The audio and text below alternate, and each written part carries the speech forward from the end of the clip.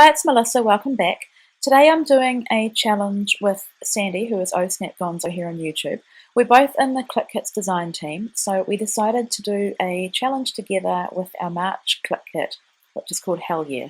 And so we decided to use 5 pieces of pattern paper, crepe paper, some mists, some watercolours, and a punch. And so I'm just showing you what I'm going to be using there. I have made a lot of layouts with this kit and I haven't shared them yet, but you will see them very soon. They're not all videos, so you will want to have a look at my blog and you'll be able to see them. So here I'm using a technique that I learnt from Missy Whidden, and rather than use packaging, I'm using my acrylic stamping block, and I'm just using my water brush to put some of the watercolours on there, and I've chosen yellow to start with, and you just kind of move the block around on the paper. And the second colour I'm using is some blue, and I'm just kind of careful. I don't want green to appear, so I'm quite careful with how I work the blue around the page. And it gives a look that's a little bit different to the packaging technique that we know and love. I think it gives a more saturated look, and it's quite controllable as well, which I like. So in typical my style, I'll be covering up most of it. So there I've added some black Heidi Swap Colour Shine. I'm just splattering that just randomly, really. And then I had these 2 pieces of paper that I think they were branding strips that were left from 2 of the pieces from the kit, and so I thought I'd just use them to provide a top and bottom border to my page. And so I'm just sticking them down with some double-sided tape. And I love how they look together, these 2 pieces. So that paint is still quite wet, so I'm going to keep working until it dries. So I just push it to the top, and I do apologise if the light is a bit strange. It's because we are in autumn, and I think I've said on one of my other videos, the light is either really intense or the opposite, quite not, because of really cloudy skies. So I'm working at the bottom of the frame, just because I've learnt so many times I've ended up with mixed media on my photos, like ink on my photos, because I've jumped the gun and put my photo upside down on my page. So I do apologise again if you can't see everything I'm doing here. So here I'm just wanting a matte for my photo. Normally I would do a white matte, but because I've got, this is a photo from 2012, and it was back when, it's an Instagram photo, back when I put filters on absolutely everything. But I love the filter that I put on it, and it had a black border, and I wanted to keep that. So that's why I'm not doing a really full-on white border for this. I'm just using some of that exclusive paper with the eyes on it. And now I love this star paper. I think it's perfect for a boy page. So this is a photo of Sam. He was able to be in the school parade for our autumn festival, and he hadn't officially started school. He was starting after the Easter holidays, and so our school was really small at the time, still quite small now, and they invited him and another boy who were to start the next term to come and be on the float parade. So we thought, what an awesome opportunity, and of course I had to get a photo. And so it's just a photo of him. And so now I'm just wanting to place a few bits and pieces around my photo. I did think about journaling on the white piece of that yellow card, but in the end couldn't really make it work, and so I decided to use the other side, which has a full, it's a full card of that pattern. And I love the way it looks with the colours that I've already picked, and it goes really well with the filter on the photo. So I'm just adding some dimensional adhesive behind some of my layers, and now I'm working out where I want to put my photo, and I pulled this arrow out and had every intention of using it, but it doesn't make it onto the page. So this smile is one of the exclusive cut aparts that we got, and I thought it was perfect because I'm taking the photo of him and I want him to smile.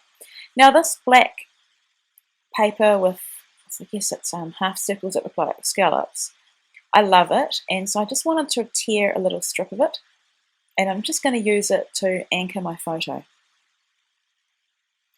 So using double-sided tape again, just because I am going over that paint, and I'm just using my ruler to line up the piece and also make sure it's in the middle. I mean, I'm not being too over the top with this, just eyeballing it in terms of whether it's in the middle or not, but I did want it to be straight since it is the anchor. So now I'm committing to getting my photo down, my paper layers. And I'm not too sad that I covered up a lot of the yellow. You can still see a hint of it. It was kind of intense and I didn't want it to be that intense anyway, so playing with the arrow again. Now you can't see what I just put down, I just grabbed the layout, but they are some black stickers with, I think, I can't tell if it's gold or silver. It's kind of like in between. It's just a sticker from the Goldie collection, which is what we're using by 7 paper. That's the featured collection, and it says today was a good day. I know it probably sounds crazy that I can't work out if it's gold or silver, but it's night time right now and the light's terrible. I think it's silver. So I put that one down, and then I'm working on the top left corner, and I've put one of the cut apart printables and one of the exclusive ephemera pieces. And I love that the kit this month comes with exclusive paper. That one there that I'm punching from is one of them. And we have a pack of ephemera that has been produced by Pink Fresh Studio, but I think designed by Clique. So I have this chevron, I guess it's single chevron punch, and I just punched out 6 of these little arrows and they just point towards the photo. And so I've just adhered them with some Tombow, which you'll see soon, and I'm just lining them up on the other side as well. And at this point I thought I'd have them directly onto my photo, but as I glue them down I decided to put them at a slight angle, and I like the way that looks. So I've skipped ahead and now I'm putting my title down, and I'm just calling it Parade, and I just love the stickers, the letter stickers that you get this month in the main kit. They are by 7 paper, they match the collection, and they are just gorgeous, and I love how they look staggered, and later on you'll see that I do some machine stitching and stitch them down. So I'll jump ahead soon because me sticking leather stickers down isn't that exciting. So that's how it looks there, and I love that I got a lot of the different colours down in that title. And I'm just adding a little subtitle which says Autumn Fest Parade 2012, and adding my journaling and just telling the story of exactly what I told you, how he was asked to be on the parade before he'd started school.